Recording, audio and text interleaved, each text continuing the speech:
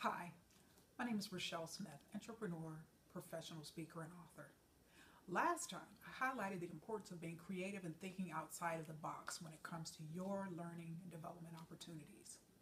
This time, I actually wanted to highlight another one of Rachelle Reed's here, and that is this awesome book that I just read this past week called Toyota Under Fire: Lessons for Turning Crisis into Opportunity.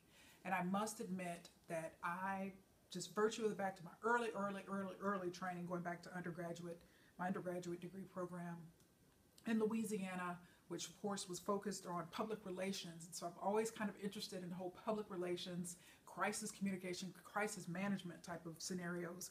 But this book actually just really kind of knocked my socks off. I was so impressed because many years ago we knew that Toyota, much like several automakers, has dealt with recalls of various natures. But the biggest key takeaway from this book, and it actually was the biggest surprise for me, and I want to highlight this.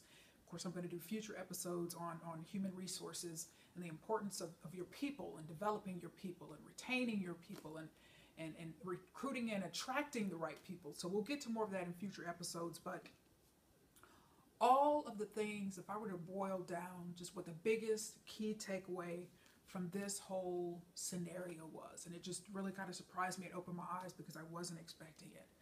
And that is, one of the credos of the quote unquote the Toyota way is they truly, emphatically, and unwaveringly value their people. And when you look at the crisis, when you look at kind of all the steps of this crisis, all the phases, everything that they went through and how they were able to survive this mega crisis, this mega global crisis that they had to deal with their automobiles, is because they truly saw the value of their people. There's actually one of the later quotes that I pulled from the book is essentially that they didn't kind of view their employees as kind of an expendable, expendables, and this of course is a line item that we could help to reduce our overall cost and all of that of kind of making it through this whole kind of disastrous situation. But what they did is they saw people as an appreciative and an appreciable asset, because they know once they attracted the right people, once they trained those right people in the Toyota way, and what those specific criteria are, of course, are all listed in the book. I won't get into that, but they just saw the value of keeping people when it's so easy for any companies and actually any industry. When times get tough, when times get hard, usually personnel is one of the first line items on that balance sheet to basically kind of say, okay, well, this is going to be our first priority right here. We've got to cut staff, we've got to cut personnel, we've got to do this. And it's usually people and the employees are considered to be kind of the first things or the first people to go in these scenarios. But Toyota handled it differently. They valued their people. They saw the value in keeping people that even prior to this crisis and prior to this disastrous situation they found themselves in, these were people that were loyal to the company. These were, just for example, just kind of engineers that had come out of college and had landed in Toyota City, Japan, there in the corporate headquarters, and had been trained, had been learned the entire system, learned what was important to the company, learned what it took to get ahead, learned what the whole kind of Kaizen and the whole kind of concept of quality and quality first and quality improvement and those type of issues and those type of kind of valuable tenets of the company of Toyota in this particular case. But there's other companies that also kind of share that same mantra. But just the people, going back to the people. And so from a leadership standpoint, I just want to encourage you, because I'm quite certain, I'm pretty much 100% certain, you and whether you're a small business owner, entrepreneur, a corporate, maybe you're running a corporation, a top corporation, but the depth of their crisis, I'm sure you won't have to deal, fortunately and hopefully, with anything like what they've had to deal with on just this massive global scale. And they were able to survive it. But that's because they put their people first. All right, instead of saying the people are the first to go, they held on and they hung in there with their people.